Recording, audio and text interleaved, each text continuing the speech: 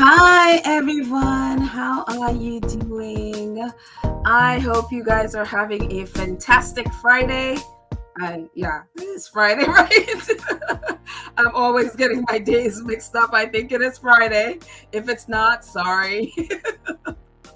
Anyway, welcome to Facts and Two Cents. As you know, this is a channel that supports the Duke and Duchess of Sussex. By the way, I am Petal, just in case you didn't know. Yeah, so we support the Duke and Duchess of Sussex. Harry, Meghan, Archie, Baby Lily, Mama Doria, Pula Guy, Mama Mia, the chickens, the Invictus community, all of us here at Sussex Squad, all of our wonderful, wonderful, amazing community that we have here. We are we are a biased bunch sometimes. We are petty most times, and we will not have it any other way. So, welcome, guys. As I fade out this music, it's kind of forgot I had it there. It's like fade it all down, pedal, fade it all down. So our faves have not been quiet lately. So and I am enjoying that. I'm enjoying all the fun stuff we're getting. So, but before, as you can hear the little noise on the outside there. That's New York sounds for you. I'm going to say hi to my friends in the chat before we move ahead with our faves. But our awesome moderator, Lydia, is not going to be with us today. She's going to catch it on the replay. But Lydia is always amazing, always donating to the channel. And I am so grateful for her support. So that's okay, Lydia. We'll catch you on the replay. Have a great day at work.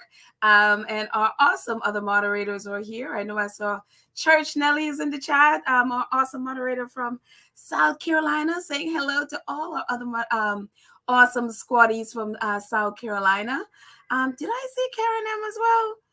Karen M, are you here? Oh, I know I did. There you go. I was there. Our awesome other moderator, Karen M, is here. So, and we also have Cookies and Cream and Julia Rock, our other moderators. So hopefully they'll be here. If not, that's okay. They'll catch us on the replay. That is fine. But our bunch of other friends are here. Ladybird and Jan and Fancy and who else is here hanging out with us? Elaine is here and Verda and Joan and Gwendolyn. Let's see who else is hanging out with us. Oh, Dolores is here. And Elaine is here. And Joyce is here. April May is here. I think I said Verda before. Verda, I got you twice, my love.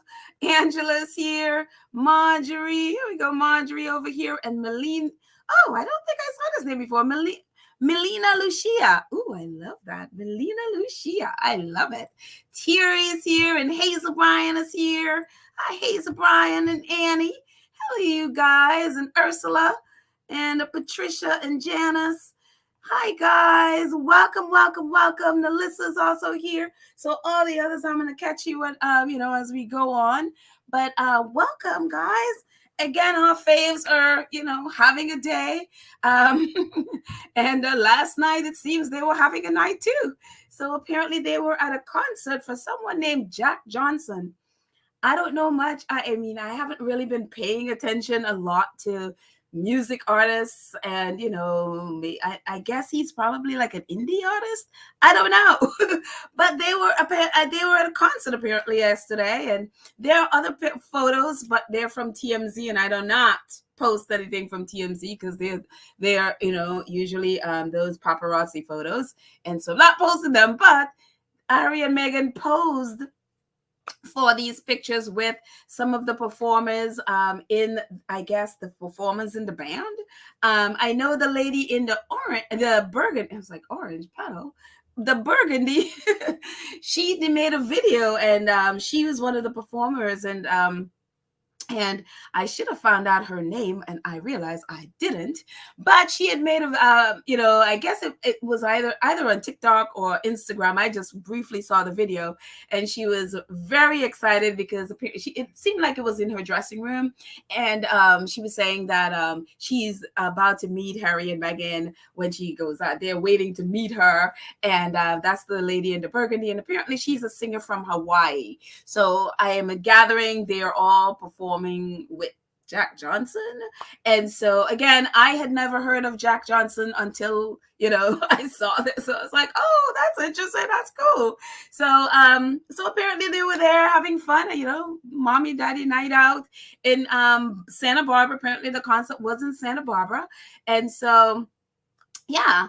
And so I actually saw, and I just realized I did not bring in the name of the squatty that posted a little bit about Jack Johnson. That is shameful. Petal wanted to give her credit and I forgot to pull it in. So and hopefully I will post this in the community page as well and give her full credit. So she'll get credits for her, pulling in this information about Jack Johnson, because I didn't know.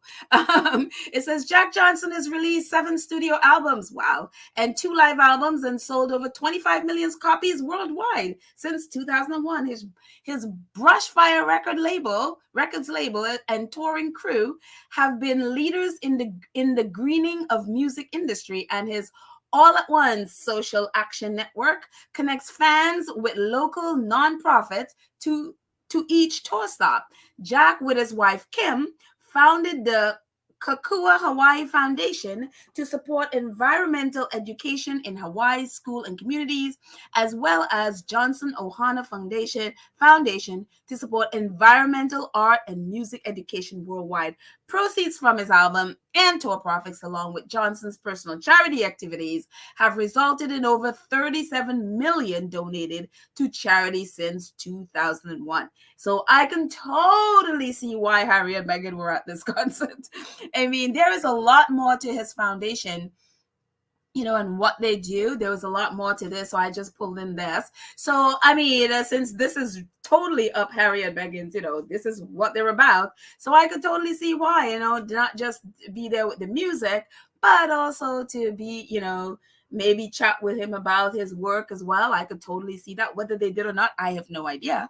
But there they are posing for pictures with them. And so and it's so funny, the guy with the baby with the bare feet, I'm like, yep, Harry could totally relate to him, because Harry's always bare feet. That's his thing. He loves not having shoes on.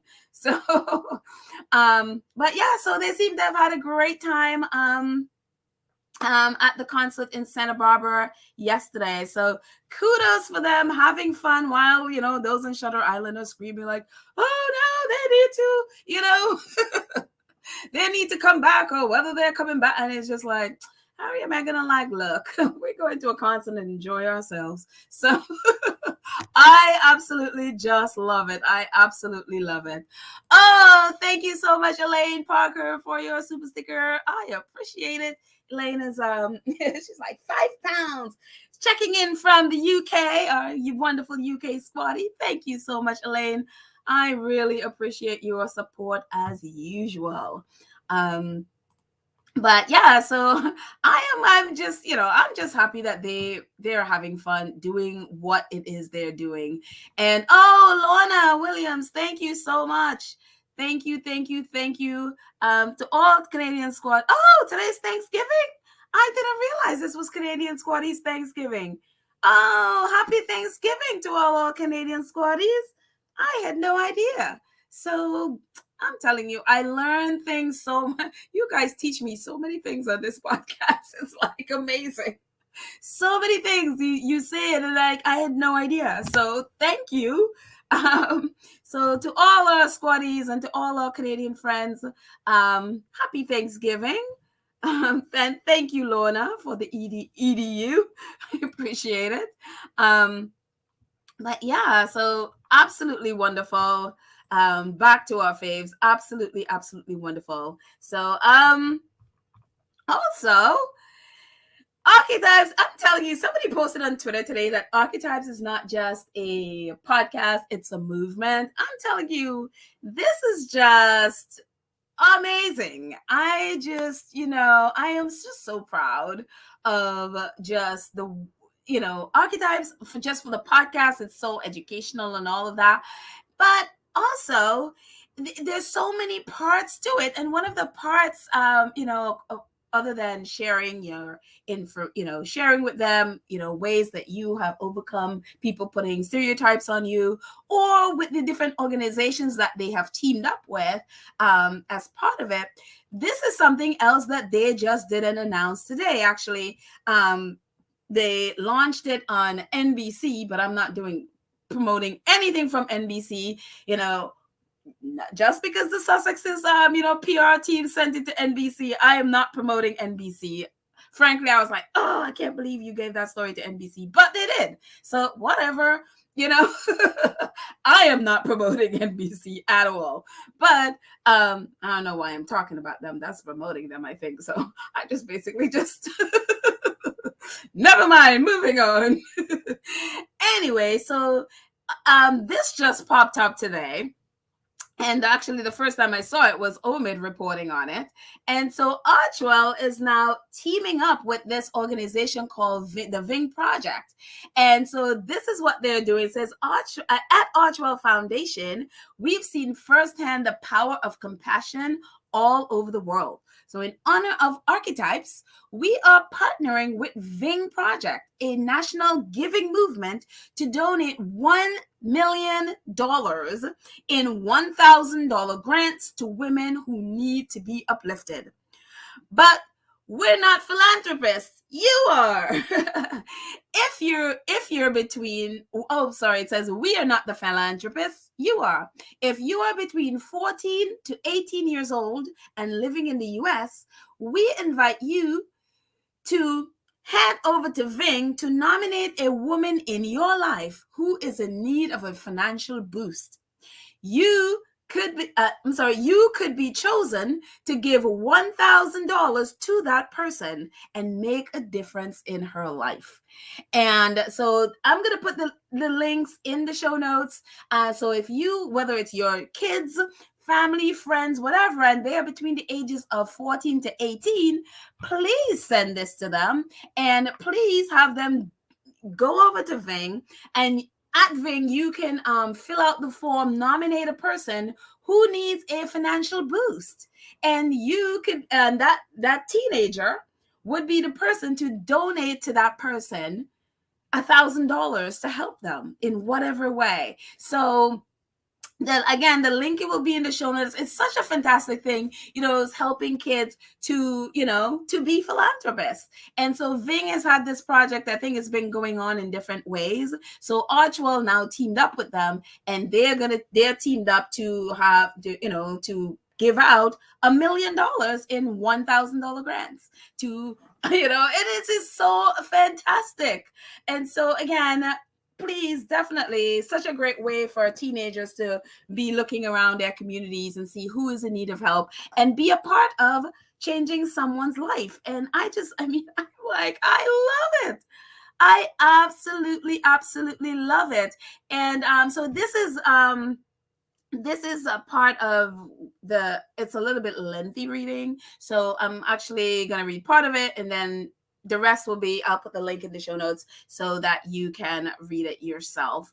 So this is what it says. Archwell Foundation and Ving Project announced a partnership to give $1 million to women experiencing financial hardship across the country.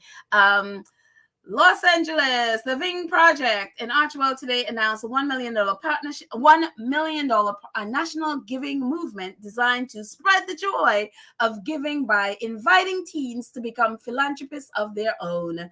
Inspired by Archetypes, the Spotify original podcast with Meghan, the Duchess of Sussex, this partnership invites your young individuals between the ages of 14 to 18 to nominate women who has inspired them and defied life's hardship.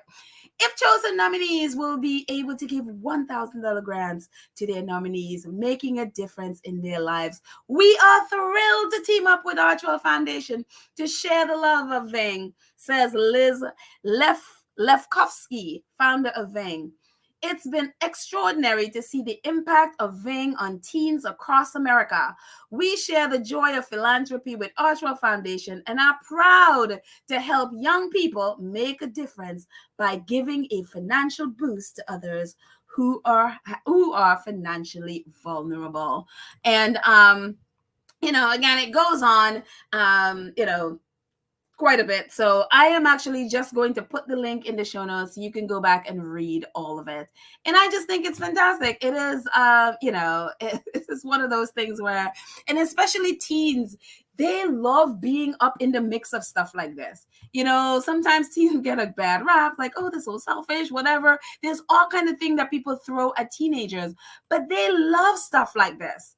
They absolutely, absolutely love stuff like this. And to get them involved in being a part of helping their community, helping financially vulnerable people in their community or in their family or whatever, they love stuff like this. And I just think it's such an incredible way for them to feel like, they are part of helping to change lives. I mean, that could make, and at that vulnerable age between 14 to 18, that could make such an incredible difference in their life, because when you give and when you're a part of giving and changing someone's life, it changes your life too.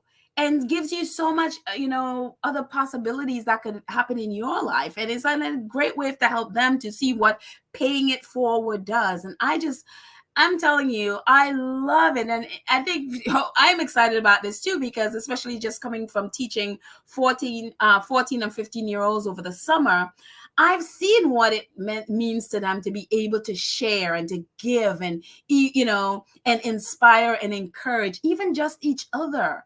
And just seeing like, wow, I didn't realize I can impact someone's life in this way. It is incredible. So I'm so excited when I saw this, and Ving, obviously they tweeted about it as well. The same thing, that we are thrilled to announce the Ving Project Archwell Foundation are teaming up to expand our community of giving. Teens across America have a chance to join the Ving community and lift up a woman working hard and could use a financial boost. And on the right is what the Ving website, the website is, what it looks like. And then at the bottom is where they can fill out the name, who they are and the names of the person they are nominating for this $1,000 gift. So I am very excited, so excited about this.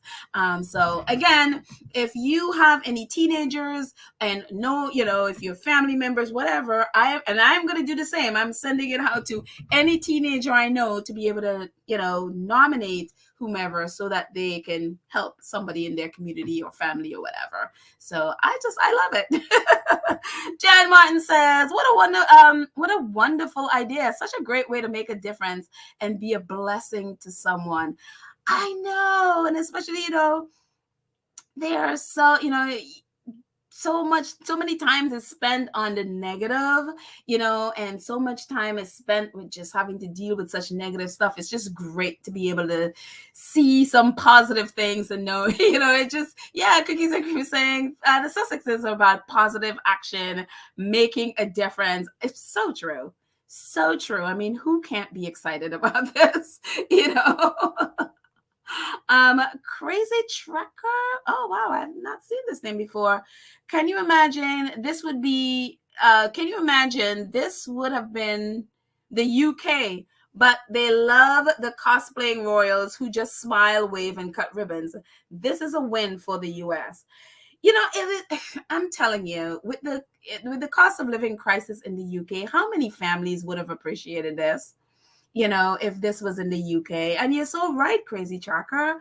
This should have, it could have been the UK. This should be, and more, because, the Royals have a lot more money than the Sussexes. I mean, the UK, they have access to a lot more. Imagine this being them. This should be what the royal family should be doing, teaming up with organization and donating money instead of, you're right, just smiling and waving and saying, oh yeah, you should do a food bank. Give of your own. And this is what I love about the Sussexes. They are giving of their, they have wealth and they are, making money, and they're working, making their own money, but then they're giving back. And so I love it, so this calls the other royals higher. You need to be giving of your wealth to your people and not just going around smiling and waving. So there you go. Marjorie says, why is it all U.S. entertainment feeding talk about the Sussexes Netflix reality show? Is this some rumor? That's Marjorie. There's gossip everywhere. There's gossip everywhere. It's like we can choose to do what the Sussexes say is nobody speaks for the Sussexes unless they speak. Sussexes have not spoken about any docuseries at all. Meghan mentioned in the cut that something about their love story. That's it. There is no docuseries, anything that they have mentioned. This is just gossip. So I would say just ignore it, whether it comes from the UK or the US. So unless it comes from Harry and Meghan and their team, just leave it alone. Karen M says, Spotify canceled 11 original podcasts to redirect funding for big hits like Meghan Markle's Archetypes and Kim Kardashian's true crime show, The System. Yeah, they did yesterday. When I first saw the thing, I was like, what? And then I realized when I read it, actually, I thought they were saying that, they cut Meg. I was like, that would be very stupid. But that, ever since what happened with Netflix, I just kind of got skittish when I first saw the thing, and then I read it through. The sad part is, there you don't want to see anybody's podcast. I mean, I do a podcast, and so if I had an exclusive contract with, say, Spotify or something, that would be heartbreaking because it takes so much to put a podcast together. I know I do this. Baron, Duchess of Success, and so many others do this. It is not easy to put a podcast together, and theirs is so much more technically, advanced than what I do. So it takes a lot of people to put it together, to do, put the stories together and all of those things. So when you cancel a podcast, that's a lot of people losing their work, and then this is so much. It's kind of like you put your heart out there and then someone just come and slices it. And so it is hard. And I was very sad when I saw that. But, again, these big companies, they're about money. They're, if a podcast isn't doing well, they will cut it. And unfortunately, the creators end up getting their hearts, squashed, basically. So they've done that. They've eliminated 11. I think 3 or 4 of them came from Gimlet. Gimlet is the co-producer of Archetypes with Meghan. So, and some of the other producers came from Gimlet to here. I think Rebecca Sonanis, she is also one of the executive producers or the producers on this one. She also works for Gimlet. And so it's, she had posted about just, being really sad because I think the Hollywood Reporter did an article about powerful, the powerful people in podcasts, and they basically mentioned, I guess, the celebrities and stuff who are the hosts of the podcast, and I guess they mentioned people other than the producers, and she wanted people to understand the nature. When you talk about a podcast, the people who are the creative forces behind the podcast, why anything you love about a podcast is because the producer does it. I know because as I'm doing now, hosting a podcast, but I've also been on the other end where I literally just produced a podcast, and it is one of the hardest jobs in the world.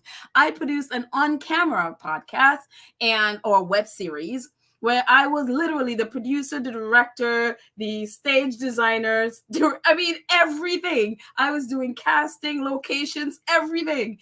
It was the most difficult thing in the world, so without a producer, basically you don't have a podcast. And so, yeah, it is just, I just went on a tangent there about that, but it is very it's a difficult time for a lot of podcasts. So it's very sad when you see it. So the good thing about having a podcast on YouTube, I am not beholden to anybody. I have it as long as I want it, and if I don't want it, I can get rid of it myself. I don't have to worry about someone, unless YouTube decide to completely, if I do something horrible and then they're like, okay, no, we have to take your podcast down. But you see what I do, so that's not, but yeah, it's just sad. Maria says, pedal walking barefoot in nature has health benefits. It's called barefoot grounding. Good morning. Thank you, Maria M. Well, coming from one person from the Caribbean, it's just walking bare feet. It's just normal. I spent my childhood in Trinidad and Tobago. Love walking, running around bare feet. It's just what we did. So I love the fact that Harry is like that. He is so. I mean, we saw him even at Polo. Most when he's in that tent, a lot of times he was bare feet. So he is a barefoot person. Even like in the cut, in that article, how the writer said, Harry came and introduced himself, and he was bare feet. So he he doesn't like shoes. It seems like a kid. Most kids don't like shoes, so I guess he does not into it either. Let's see. Moving on. I think let's just move on for a second.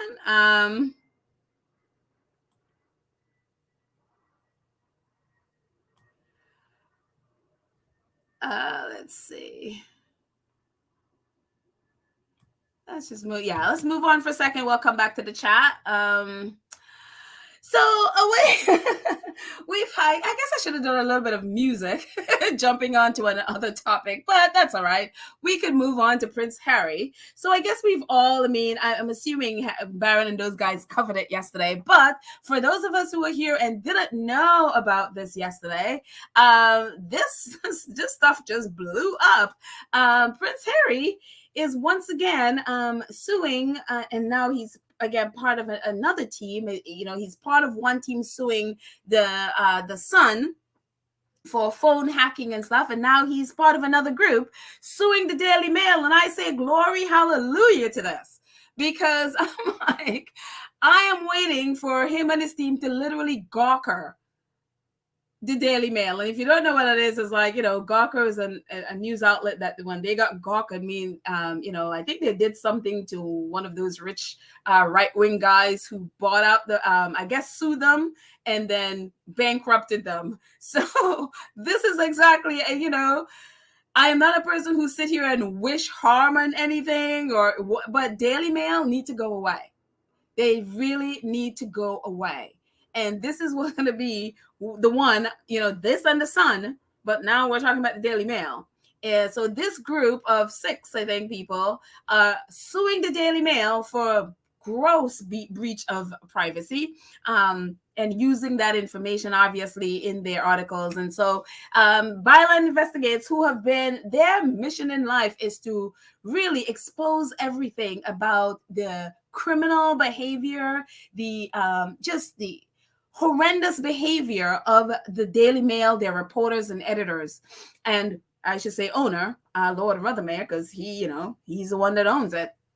And it says the Daily Mail is being sued for the most serious illegal news gathering ever, including allegations of burglaries and the landline tapping by Prince Harry and 6 big household names. One of the things back in, back a few years ago when they had this whole phone hacking thing, that I think that was part of that took down News of the World, and I guess this, and other, I think the Mirror and all were part of that whole mess. A lot of just gross phone hacking that went on. One of the things that happened there was the Daily Mail. They were like, no. They swore up and down Hugh Grant, as hacked off. This is another outlet that really, they go after the Mail and stuff and Sun and stuff for this exact thing. So they said that Leveson had hacked off Hugh, said he believed the Mail Online may have hacked his phone. The Mail called this a mendacious smear and accused him of lying. Today, BNS Lawrence, Prince Harry, and others have made similar allegations in legal claims. So when all that stuff was going on with Leveson, part 1, they had claimed, no, we never did this. Even when Hugh Grant said, yeah, I think the Daily Mail hacked me. And they swore up and down, that they didn't. And so it is incredible to now see these accusations against the Daily Mail. But I have to say, if there is anybody in the UK and anyone in the UK press claiming they are shocked in any way, don't believe them. No one in the UK, not one person who is in the UK, especially if you are a reporter, should be shocked about any of this stuff. I wasn't around. I wasn't paying attention to the royals or know any of this stuff during Levison Part 1, you can call it. I only came in to pay attention to this in 2019 with the Sussex baby shower. So all of this stuff was before. And if I am not shocked at any of this thing, none of them should be shocked at any of this, because I've heard people like, oh my gosh, this is a shocking information. Like, seriously? Seriously? You're shocked? So I don't believe anyone who claimed that they're shocked at something the Daily Mail would do. And so this is some of, I'm going to just move myself out of the way so you can see it properly. So Byline investigates, these are the actual case files. Harry's is not on there for some reason, but he is part of it. It says, world exclusive, Baroness Doreen Lawrence, mother of the murdered Stephen Lawrence, is suing the Daily Mail for invasion of privacy along with Elizabeth Hurley, Elton John, and David Furnish. And so these are their case, and a lot of it is media and communications of private information that was misused. And so these are the actual case files. And then they obviously released this press release that gives a lot more information. So if you haven't read it, it will be in the show notes, as everything else we do, it's in the show notes. So I'm going to just go through a little bit of it. So if you have seen it before, just bear with us, because some of us have not seen it and have read it. So we'll just go over it.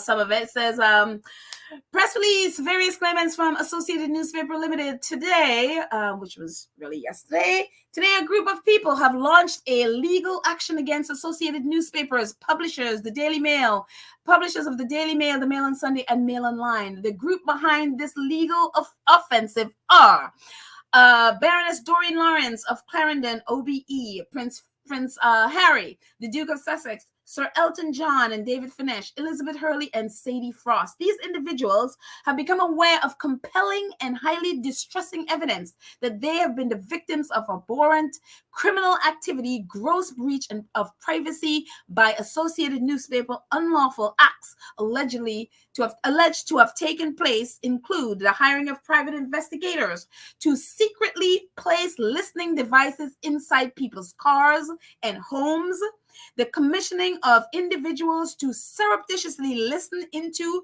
and record people's live private telephone calls whilst they're taking place, the payment of police officials. Why I never trust the Met Police. The payment of police officials with corrupt links to private investigators for inside sensitive information, the impersonation of individuals to obtain medical information from private hospitals, clinics, and treatment centers by deception, the accessing of bank accounts, credit histories, financial transactions through illicit means and manipulations, and it goes on and on. It is apparent that these individuals, it is apparent to these individuals that the alleged crimes listed above represent the tip of the iceberg, and that many other innocent people remain unknowing victims of similar terrible and reprehensible acts. And it goes on and on and on. And it is unreal. But one of the things I love about this, it's where is it? Let's see. It says they have now therefore banded together to uncover the truth and to hold the journalists responsible, fully accountable, many of whom still hold senior positions of authority and power today. And it is unreal that, this is not shocking for me. And I'm reading this, I'm like, of course. You see some of the things that, you see some of the things that the Daily Mail report. You're like, okay, you had a phone hack this, you either have someone inside, you paid off. I mean, the reason why we've been talking over and over again is like not trusting the the police department. I mean, hello, that leak about Harry and Harry's security, all of that stuff. It's just like someone have the inside, whether it's the police department, whether it's home office, whatever, someone in the Daily Mail have an inside track to these people.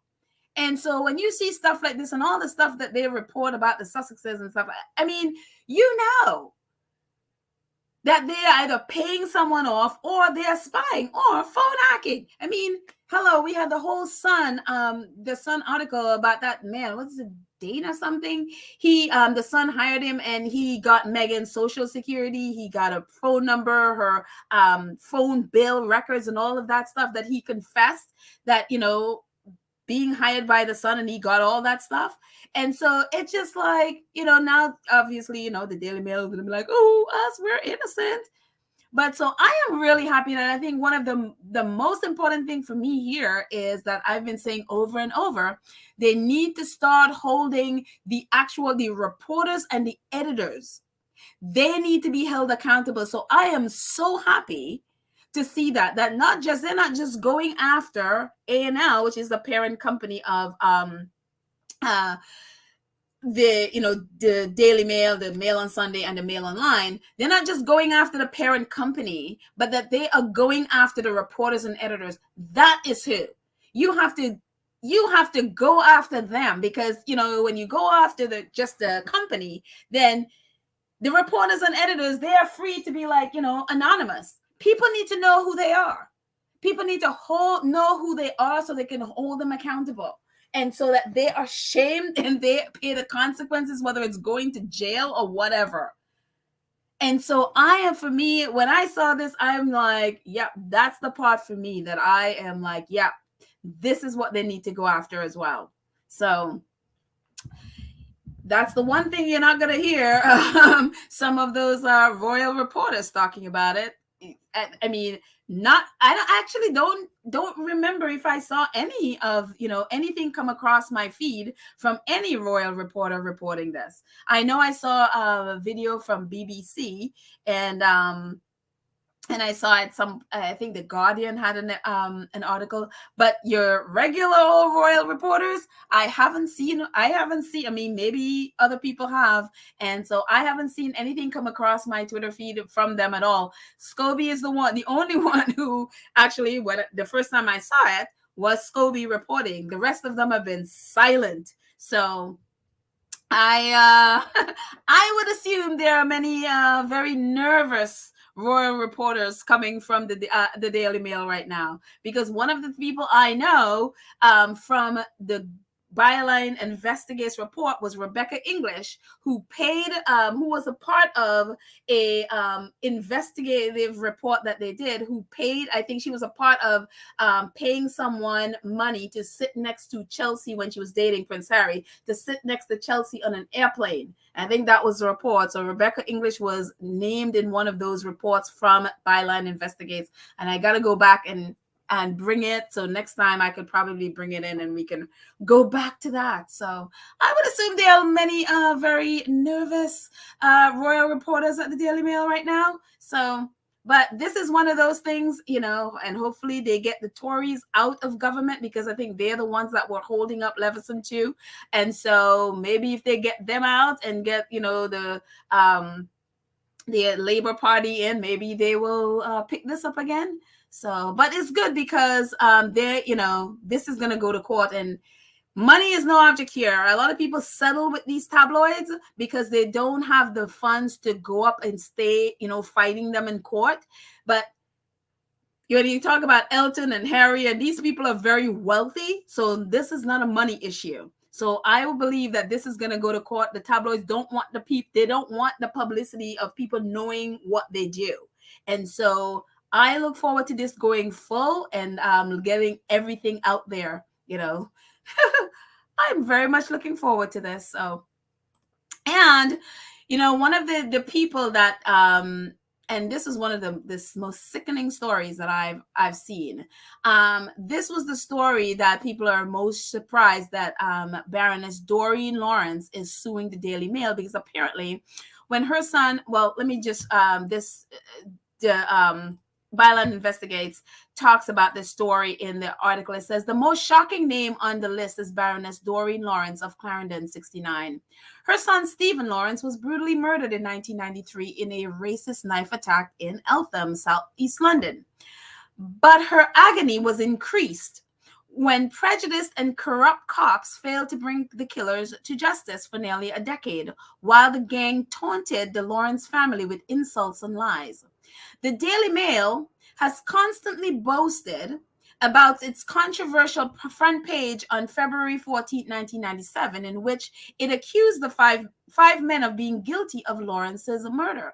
But in an astonishing development, Baroness Lawrence now alleges that the newspaper was unlawfully invading the privacy of the Lawrence family at the same time it professed to be the championing their cause. And which I'm not surprised at all. And it goes further. There's this private investigator, and I've been following him on Twitter for a while.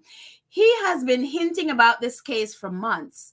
And he talked about a lot about giving evidence to Prince Harry's team about what he did. And apparently this investigator, Gavin Burrows, he was one of the investigators hired by different tabloids, one of them being the Daily Mail, to spy on people and get all this illegal information from people.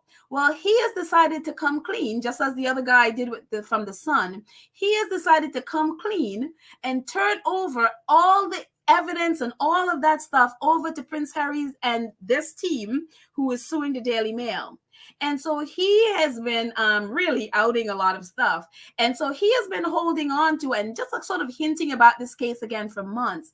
And so he tweeted this yesterday. He says, I owned up and assisted all parties in the action they are now bringing by being honest about what I was involved in regarding said parties.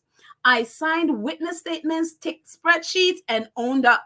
And this is, as you can see below, the Sky News was reporting about the legal action. He says, sorry, everyone, I've had to sit on this for a long time, but if you read the following, you'll understand why. I'm nearly there.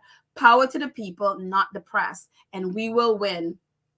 And so again, he has come clean. He was one of the investigators hired to dig up nasty stuff for the tabloids, and now he has completely come clean and fessed up, and now working with the team that's suing the Daily Mail. He also tweeted this. He says, hi, everyone. The story below is true in regards to my investigation in the on the Mail and Steve Wright's bugging D. Lawrence, and that's Doreen Lawrence, whose son was murdered. But I was not part of the team before my time. Reese is telling the truth. The Daily Mail write liars. And so this article about the bugging of Doreen Lawrence from Buggers, it says, did the Daily Mail bug the family of the Lawrence? And it says, a notorious private investigator says he spied on the family of murdered Black teenager Stephen Lawrence in a dirty trick operation for the Daily Mail newspaper. Jonathan Rees told the Upsetter that he was part of a group of private investigators and ex-special forces soldiers who bugged a cafe where Doreen Rees, Stephen Lawrence's mother, met to discuss the police's failure to investigate her son's racist murder. Rees' sensational claims that the Mail was sharing intelligence gleaned from the bugging operation with the Met's special branch. They thought Doreen Lawrence had a hidden agenda to undermine the police and murder inquiry and use it as an opportunity for Black power type things. And they were bugging her. So while the Daily Mail was professing to be on the Lawrence's family side and helping to bring the men who killed her son to justice, on the sly and on the download, they would bug the cafe that she would meet with her, with her supporters to see if, they can get information on her to give to the police, because they thought whatever they were talking about is some kind of hidden agenda to undermine the police. And they were sharing that information with the police while they were claiming they were on her side. And so they have found out. So now the investigators are coming clean. So she is suing the Daily Mail for bugging her. They also apparently got her phone records and all of that stuff. They also illegally got from her. So she is part of that. It is just such a sick, like, I can't even. It is just like, what is wrong with that? I mean, it's kind of like the more I learn about the UK, it's like I want to run away. Because when you think about the culture that like, I don't even understand how you can have, like, I'm at this point, honestly, at a loss for words. That you could still call these people, and they still call them journalists, and still call them actual news outlets. These are not journalists. This is like a mafia organization. This is just so sickening. Again, when we hear stories of Piers Morgan, them bugging that teenager Millie Dowler's family's phone. I mean, that it's the same thing. And so I am just glad that, people are coming clean, and they're starting to come clean, like this investigator and others that are coming clean, as, again, the one with the son as well. And it's just, it is unreal how sick this is. And yet people are still saying like, oh my gosh, I'm so shocked. I'm so shocked. I'm so shocked. If you are if you work with news outlets in the UK, I do not want to hear anything about, oh, we're so shocked. None of them are shocked. This has been going on for years, and they all know. They all know it, and they've all been hiding it. And people are still defending the Daily Mail. And it's unbelievable how sickening this is. And you can imagine how sick, that Doreen Lawrence must be feeling to know that these people, and again, when I see Black people giving interviews to the Daily Mail, and, allowing the Daily Mail to, whatever, and promoting whatever Daily Mail it says about them. And that's like playing with snakes. This is a right-wing press.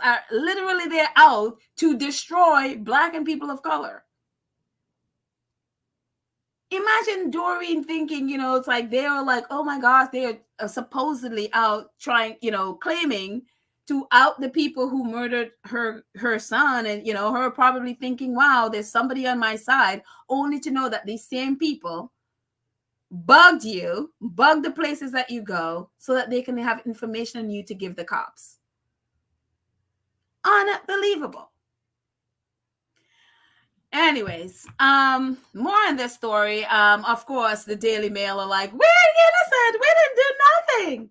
We're completely innocent. So their response is like, we utterly and unambiguously refute these preposterous smears, word salad, which appears to be nothing more than a pre-planned and orchestrated attempt to drag the Mail titles into phone hacking scandals concern articles up to 30 years old. These unsubstantiated and highly defamatory claims, based on no credible evidence, appears to be simply a fishing expedition by the claimants and their lawyers, some of whom have already pursued cases elsewhere. Yeah, sure. Sure, Daily Mail. Sure. I know. Again, I just saw it's like Lady Bird is like, big word salad. Big words, yeah. Yeah, so they throughout these words are unambiguously preposterous. And it's just like, really? Really, Daily Mail? You're just trying to, distract, from the fact that you're guilty. I mean, who in their right minds is... And it's ridiculous them talking about, people trying to smear them, when their whole business model is to smear people. Everything about them is to get information, lies a lot of times, on people, to smear their name. That is their whole business model. So it's kind of preposterous to hear them talking about people trying to smear them. Unbelievable. I hope nobody believes this nonsense, And of course,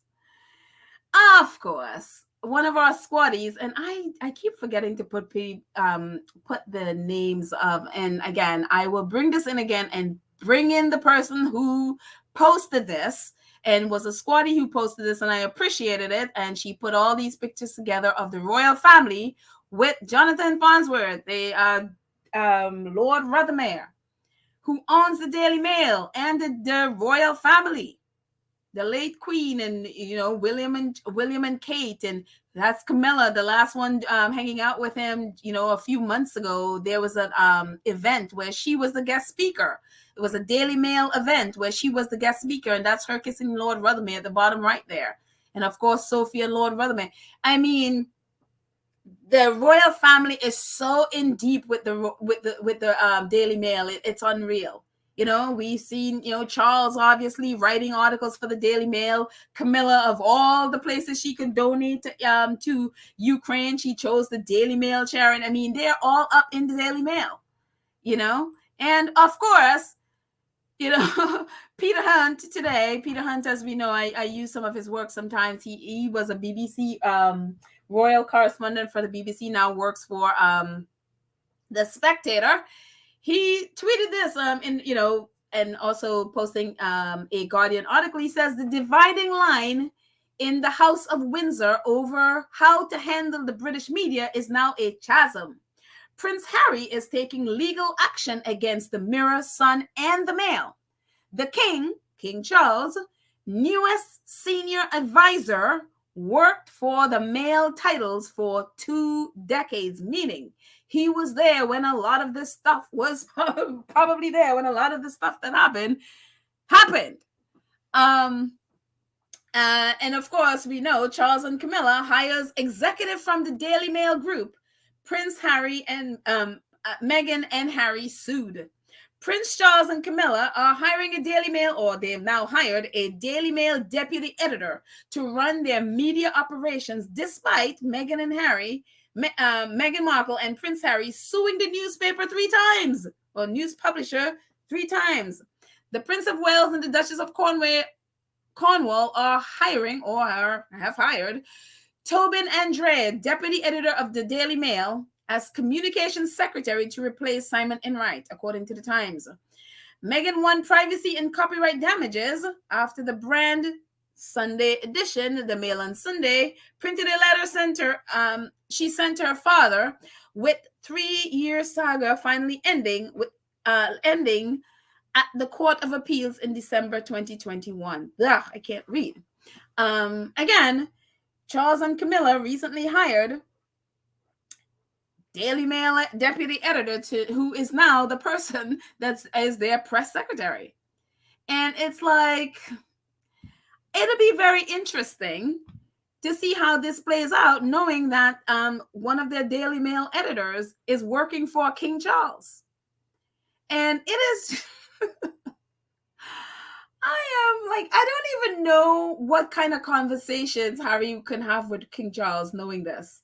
I seriously don't know. I don't know how you... to be a fly on the wall. It's like you're looking at, I'm thinking of being in Harry's shoes, You're having a conversation with him and knowing his press secretary is from the Daily Mail, and whatever you tell him is going to end up in the Daily Mail.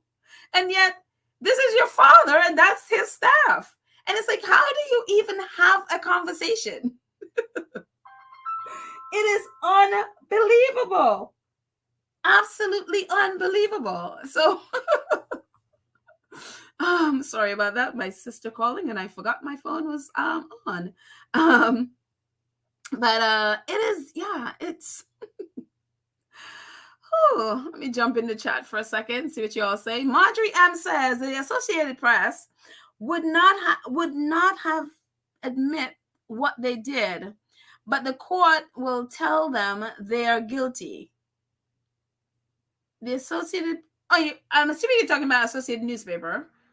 So let me know if that's what you mean. Yeah. Oh yeah, they would never admit they're innocent. They would never admit they're guilty. Just like in when when Meghan beat them in court, even after she won, they still wouldn't. The squad had to basically out it. They had this tiny miniature thing that nobody saw, and then the squad basically outed them. But yeah, they would never admit that they are guilty. Absolutely not. Kids and Door says, I can't wait. Piers Morgan in handcuffs. Sweet. Sweet justice that will be. Knowing the UK. I mean, there's so many. When he was the editor of the Mirror and all of that mess was going down, I mean, it was so evident that he was guilty, but he said he wasn't, and they believed it. I guess it's unreal. The things that they've been able to, the press have been able to get away with stuff that ordinarily you would think like, but just look at the evidence. You know what I mean? And so the press have been able to get away with stuff, and that's why they I guess they're so bold to do what they're doing now, because nobody is holding them accountable. And then there's Ofcom, who does nothing. I mean, they're supposed to be the body that's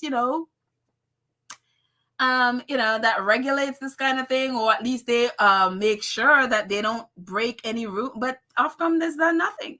They are supported by the paper, so they pretty much don't hold anybody accountable to anything. I mean, look at how many people who when Meghan talked about her, having suicidal ideations, when Piers Morgan was on national TV calling her a liar, and how many people complained to Ofcom.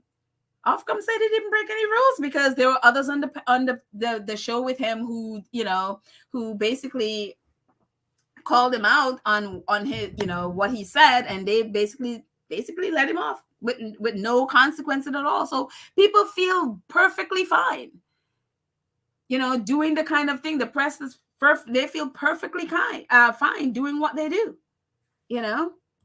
because there are no consequences. So hopefully this will change things. Hopefully. Jody says, a panel watching Brit vintage movie, all cast male, female actors. Nothing will surprise you. Those actions are on script in cinema films: murder, backstabbing, jealousy, sabotage, envious minds. Not sure what we're talking about here, Cho. Tell me, explain.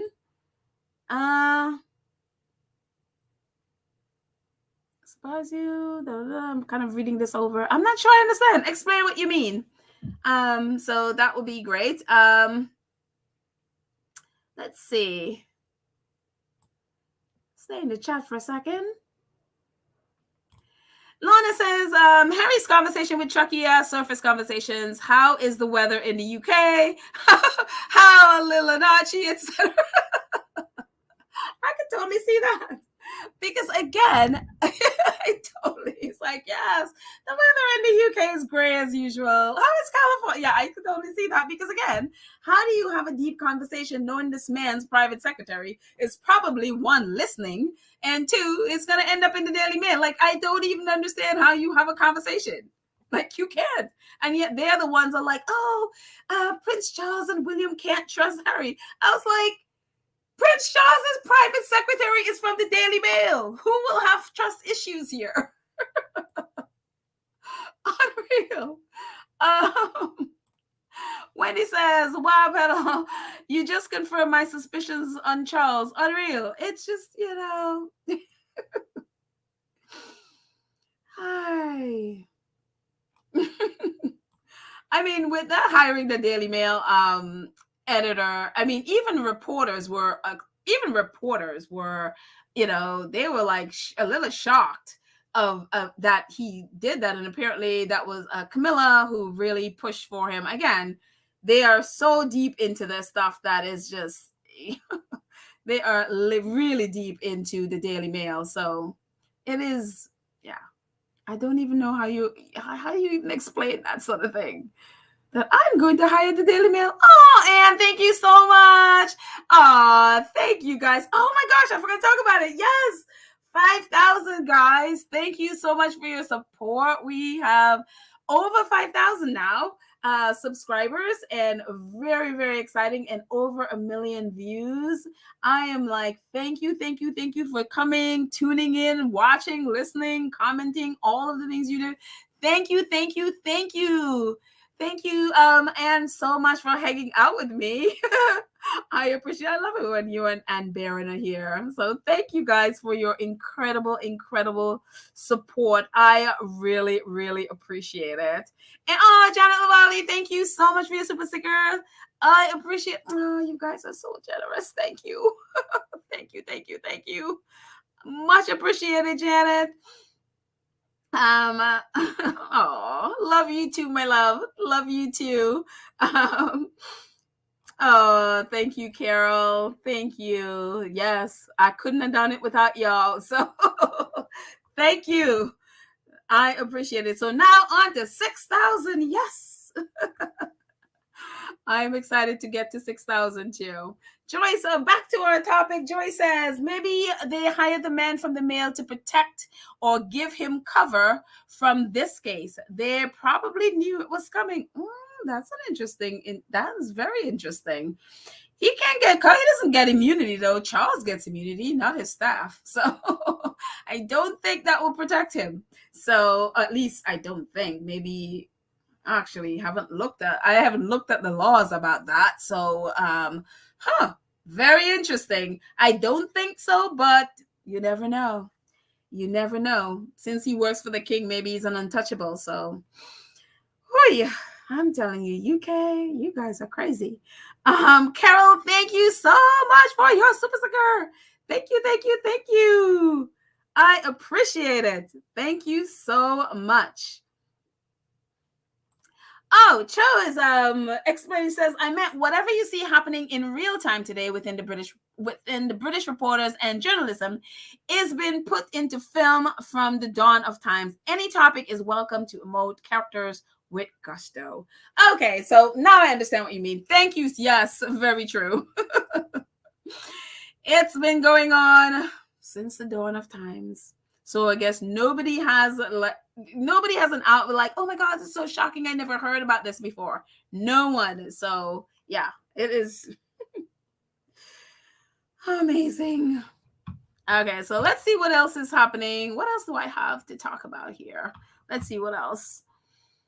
Oh, goodness. Talk about I don't know if you guys saw this.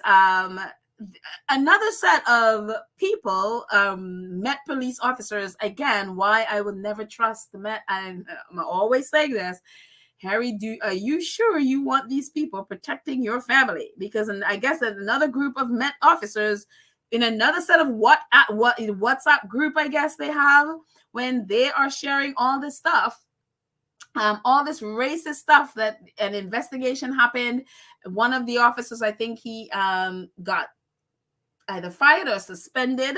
But again, these are images shared on former Met police officers in their WhatsApp group. And, I don't need to go through them. You see what's up. You see what is there. It says these images were passed. Michael Morgan is reporting on this. He says, or at least posted about this. And this is in a lot of the news outlets as well. I'm sure you've seen it. It says these images were passed around a WhatsApp group, which included serving and retired Met police officers. They are not police. They are not a police family. They are UK's biggest gang. They'll never have my trust. What Newsnight uncovered is just the tip of the iceberg. And these are some of the images. Obviously, you see, the one with the Sussexes, and I mean, it is racist, sexist, gross. I mean, this is what serving and former Met police officers are doing. I mean, you can't reform this. This is not you cannot reform the Met Police Department. I feel the same way about US. You cannot reform this. You have got to squash this and start over. This is so deeply embedded in the culture of the police department that it's just like, and again, this is the tip of the iceberg. this is what they allow, their, even though it's private, it's still, it's a private group, but you're still putting it out there. And they're comfortable putting this out there. And so it is just, and again, for the Sussexes, I'm like, are you sure you want these people protecting you and your family? Because I'm like, moving on. We talked about this last episode about Wales, the Cymru, I think they called it, nation, which is Wales. They were voting because they are not feeling the Prince of Wales title, Prince William and his new title, and they were going to, when the last episode we talked about, not this last episode, that episode before, I guess 2 episodes ago, we talked about them going to vote to basically, hopefully the authorities that's higher than them would abolish this title. And so they did the vote yesterday, and this is what happened yesterday. It says, Gwynedd says no new Prince of Wales authority. Gwynedd says no to new Prince of Wales. Sorry. Authority votes against another investiture, says title should be abolished. The local authority where Charles was crowned Prince of Wales has voted against an investiture for his son William and said that the title should be abolished. Councillors at Gwynedd voted 46-4 to declare their opposition to the continuation of the title of Prince of Wales and against holding any investiture in Wales. 4 councillors abstained. It comes after petition against continuing with the Prince of Wales title has now attracted more than 35,000 signatures. The motion was submitted by Blaenau Efstiniog, I don't know if that's how he says his name, Councillor of Boyd, and the rest, I don't know how to say it, Elfrid Wyn ap Elwyn. I'm sure I said that wrong. He said before the vote, he was strongly believed that the title of Prince of Wales continues a historical symbol of dominance held over Wales by the royal family and of another country. And so again, they voted to abolish this. So, there's, I guess, people over them that have the final say, but at least with this group, they have voted. They don't want it. 46-4. They don't want it. They want to abolish. So needless to say, they're going to be having issues with this. So they don't want the investiture. If it goes ahead, they definitely don't want it there in Wales. So Charles and Williams have issues. So I don't want to be in their shoes. It's like, and again, there's not everybody in Wales are, anti-monarchy. I'm sure there are some people there that want it. Some people are monarchists in Wales. Some people are monarchists in Scotland and Northern Ireland. But people are more and more rising up. I mean, again, I didn't bring it in, but yesterday, I think it was yesterday where Kate was in, I think, Northern Ireland, and someone basically told her that Northern Ireland is for the Irish people. And so she... So people, I guess it's something that, before people would never say in her presence. They would never, she was right there and the woman told it to her face. And so normally people don't, they would never do stuff like that. But I think people are getting more and more bold and stuff like this, where they're saying, no, you should be in your own country. Ireland is for the Irish, and so it's like, again, I'm hoping more and more and more people are speaking out and, not allowing them to just come and, smile and shake hands, but speak out when they're there. Call them, ask them question. Why are you doing whatever, and really not let them get away again with just smiling, shaking hands and waving. I mean, how long are people going to, allow them to come into their communities, take up time? It takes a lot of money for, from the community when they come there. So why should they not be able to express their true feelings? And so more and more, again, I see people doing that. Again, the guy, when Prince Charles was walking and he to Prince Charles's face, is like, why are we paying for, why are we paying for you when there's a cost of living crisis? So hopefully more and more people, would speak up, because the press are certainly not going to do it. So yeah. Let's see. Joy says the whole thing is a mess, and it took a red-headed prince to have enough backbone to put himself on the line to bring the media to account. I'm telling you, Prince Harry is a king. He is really king, because it's just like he is with all of these lawsuits, he is the one constant. He is the one constant that is calling and holding people to account. It's like everybody is afraid of the press, because again, it's, the most powerful, entity, the most powerful organization, whatever, in the UK. And, if the press doesn't, say the Daily Mail, especially one of the most powerful, really, if they don't want you to be a prime minister or somebody, you're done, because they are so good at, affecting or people's opinions about whether it's government or the royal family or whatever. And so to see Harry be the one constant in all of these lawsuits, that's to tell you how much courage he has. And so, yeah, that's why they're all afraid of him. They're all afraid of Harry, because Lorna says, did you hear that King Charles applied for an exemption from 6 months rent? He did apply for an exemption, of course. He doesn't want to rent freeze and rents from his tenant in Scotland for 6 months. Okay, so we talked about this the other day, where he got to vet the law, because that law is going through, and he got to vet that law about that 6 month rent freeze for tenants in Scotland. So I did not hear that he got an exemption, which is what we talked about. Whenever they do this sort of thing, they will withhold consent until they either get exemption or they change part of the law that benefits them. We talked about this in the last episode. And so one of the things that they were not doing, they did not want to release to the public if he had any say in the law. Example, if he made any changes or applied for exemption, they wanted to keep that secret. So I guess this is new news. I didn't know that he applied for an exemption. I be surprised? No, of course he would apply for exemption. It's what the Queen did all the time. How she got the exemption where she didn't have to follow Scottish environmental laws, how she got the exemption, she didn't have to follow race laws, is what they do. They withhold consent until they either get exemption or they change the law to suit them in some way. So this is the least surprising thing. So I didn't know. Thank you for that information, Lorna. Thank you so much. I didn't know that. So I guess this is new information coming in. Thank y'all. Let's see.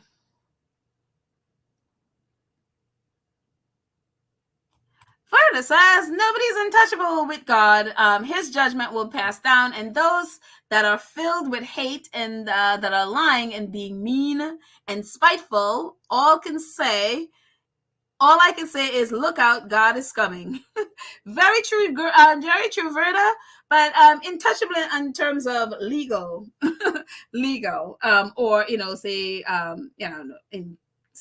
legally untouchable. So, because I guess Charles, being the monarch, is immune to a lot of those things. He has, so maybe his staff is. I don't know. So yeah. I don't think so, but again, I don't know British law, so British squatties can tell me. Mashar says that Irish lady was tell Kate to go home. Good for that Irish lady. Oh, she told her to go home? I didn't realize that. I thought she said something. At least I didn't quite hear. And what the report says is that I think she said something about Ireland. Ireland is for the Irish or something like that. I don't know. So I didn't realize that she told her to go home. So I guess people are getting more brave.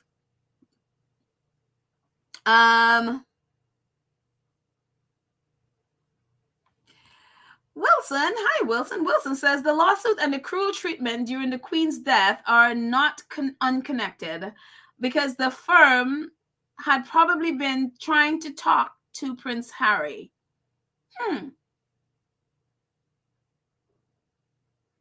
Explain. Explain further, Wilson. I want to understand what you mean specifically. Nalissa says, Chucky announced the Wales titles too quickly, knowingly the Wales wanted to retire. Oh, knowing the Wales wanted to retire this title, thinking that when he announced them during QE2's funeral, the Welsh would be less combative. Yeah, people were wondering why he announced that so quickly, because some people were saying that he did it because he didn't want the conversations about whether that title should be abolished. He didn't want that, so he announced it that quickly. Again, I don't know. I never paid attention to titles before, so I don't know. I didn't know if, when those are supposed to be announced or not, but that was a conversation that I saw. People were, because some people were saying it'll take a while, because it probably will take a while for him to give the titles to William, and then all of a sudden he announced it. So who knows?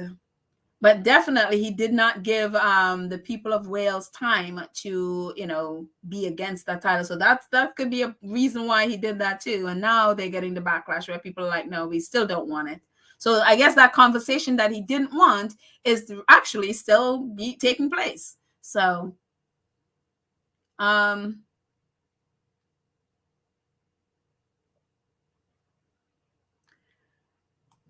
CMAC says the press don't want their worst. The press has done their worst to him. They killed his mother. Now his wife is safely in the U.S. shores. He's going in.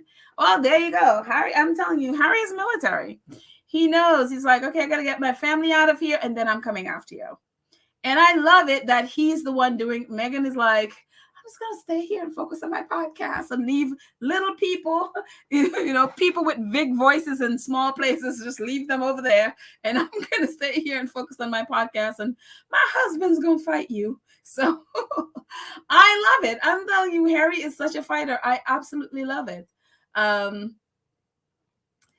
Georgina Goosen. Hi, Georgina. How are you? Georgina says, hello, Pedal and Squatties. A special weekend shout out to all South African homies.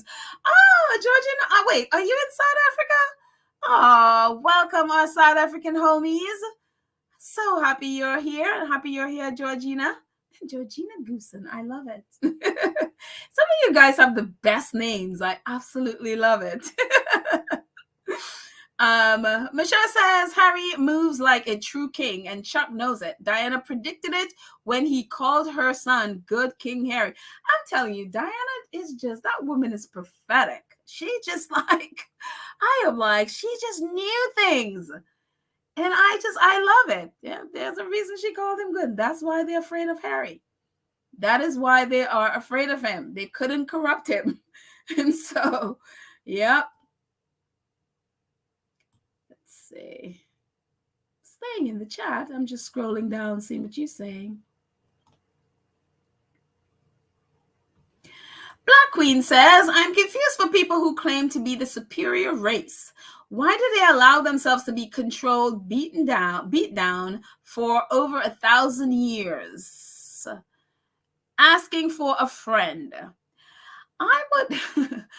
The royal family really confuses me, because I'm like, wouldn't it be better to just come clean with your mess and, really, and especially in an age, I mean, if that's what you're talking about, Black Queen, in an age of social media where you can literally freeze out the press, you have the power to freeze out the press and take your case to the people.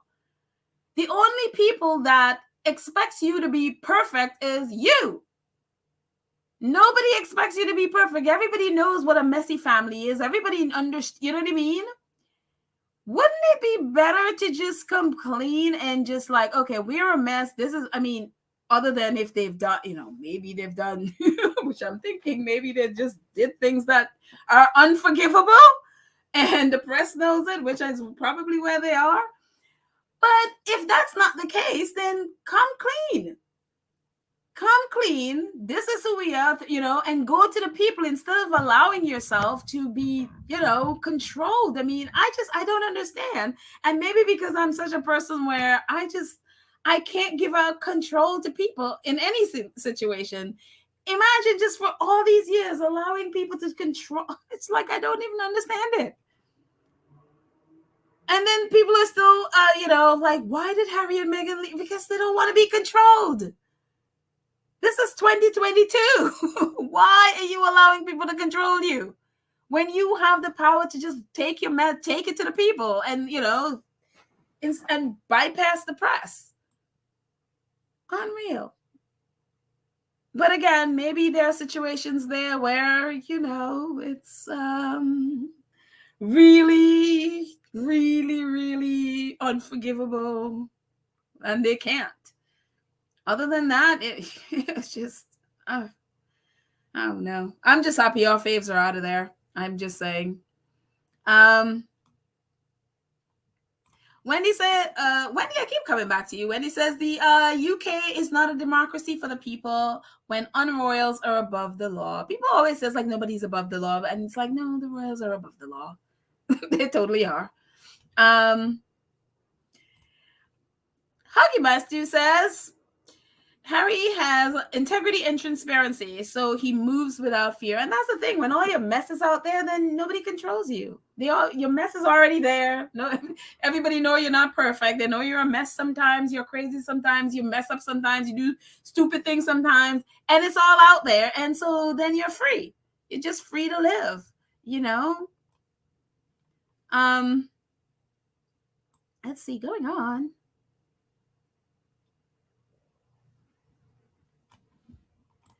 Ladybird says a Tory minister was just fired for inappropriate conduct. Isn't that the whole Tory party though? I'm like, that's the whole Tory party. So it's like there's misconduct everywhere. It's like, fire the whole of them, because that just represents the Tories to me. The shocking part was if there was appropriate conduct. That would be where I'd be shocked. So anyway, Karen says, before the Queen passed, the UK couldn't see how they would survive without the Queen. Now they don't have a Queen and life goes on. Why do they need the royal family? You don't need them to control your country. Look at others. Karen, I don't understand it either. And I think it's just, I guess, a way to just prop up and uphold white supremacy, uphold that class structure that they have. Because, and especially, think in terms of the US, that's like, white supremacy mothership, the royal family. And I think if you take it away, then they probably feel like, that's part of their, higher whatever that's be stripped away. I mean, I don't understand. I totally don't understand why more people aren't protesting to get rid of the royal family. I don't understand it. So, and also too, I guess people just, to get rid of them, then that's, you're thinking in terms of change and something that they've had for all these hundreds of years, however long they've had, the royal family there. The people don't like change, especially the older generation. Change is hard, and they probably just can't see, that they can actually survive without it. And yeah, it just, oh no, maybe hopefully one day they'll get to that place. They're not there right now. And definitely the press is doing everything, and they're doing the most to keep them there. Because again, it upholds that class structure that, they are perfect and they are better than you. I don't understand. And the sad part about it too, so many people are poverty stricken, and they would never get, if you live under that structure, they will never get beyond that so-called your stage or a standard in life. And yet they're the ones sitting there like, oh, the royal family. And it's just like, but you're the one suffering. They're not. Why do you want to keep them there? So unreal. And I keep saying unreal, and I don't know why I keep saying that word. Blackweed, thank you so much for your support. Thank you.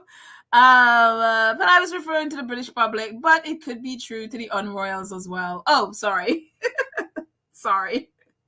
There you go. Thank you for confirming. Oh, clarifying. Thank you. Let's see.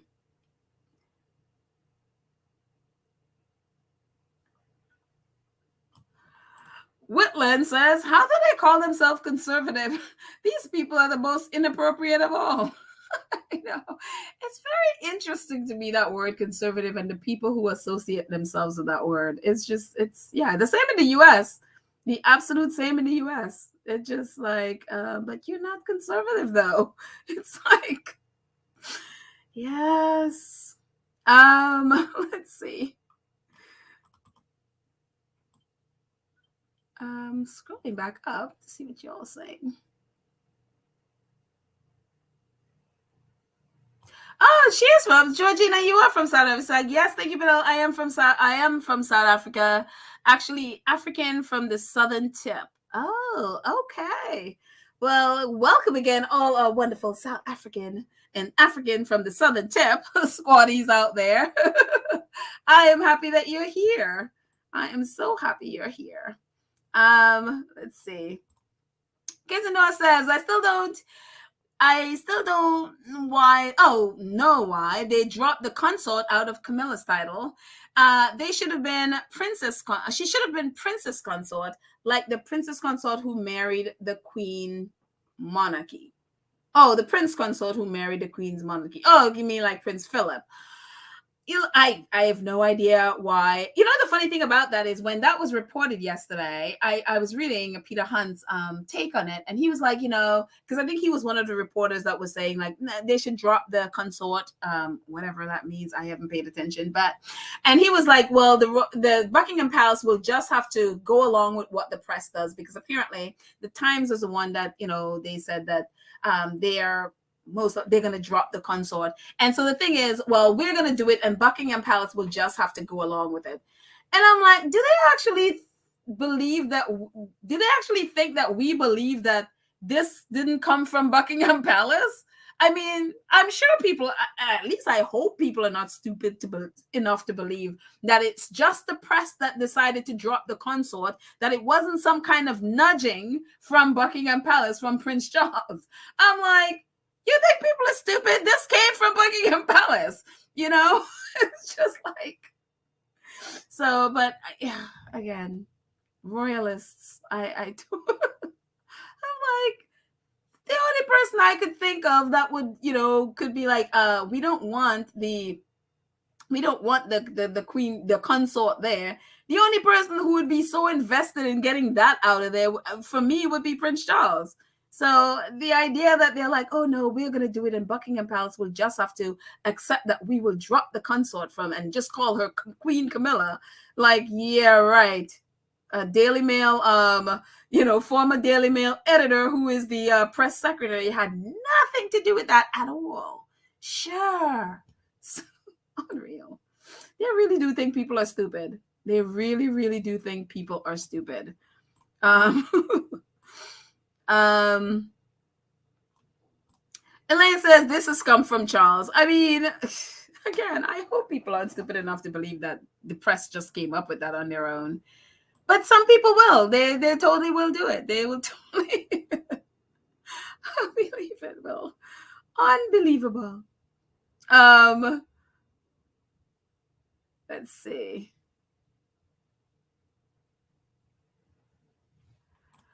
CMEX says, in true projection fashion, the way that they like to claim that Meghan is Harry. Meghan is Harry under a spell, when in reality Camilla has been controlling Charles for decades. I know.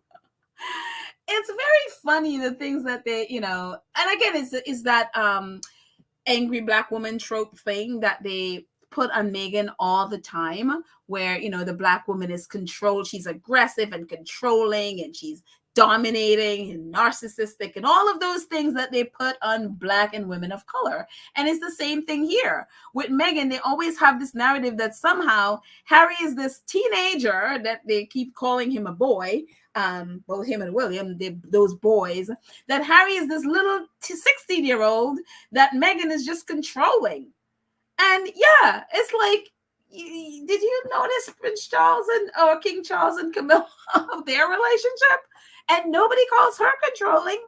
Nobody calls her, calls her dominating. Nothing. And that is the imbalance in how they report. We talked about how they report things when it has to do with Meghan, and then when it has to do with other members of the royal family. It is unreal. Because it's like, look at it. Let's see. What else? Take a couple more before we end.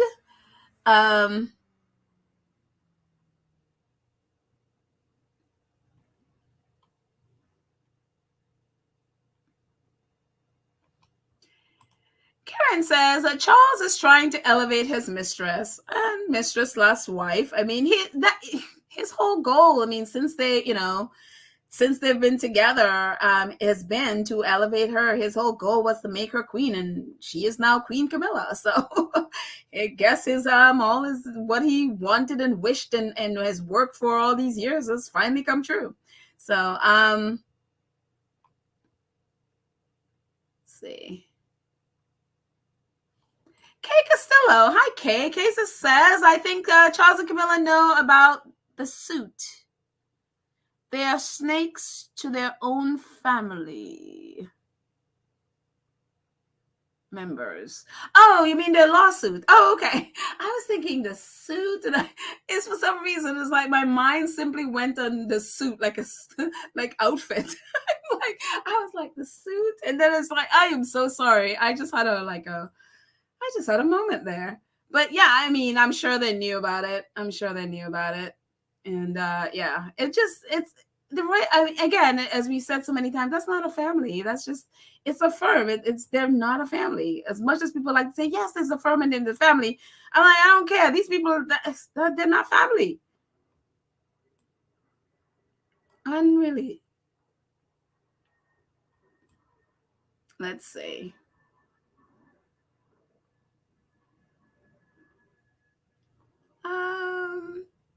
I am scrolling up.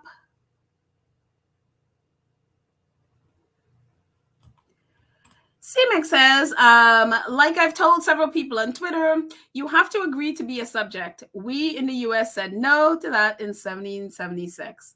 And I guess you're so right. I mean, I guess you get to a place of it's what you've always known, and people have said that with the Queen as well, is what they grew up with, is what they've always known, even though they know that she doesn't really do anything, that is all just about smiling and waving.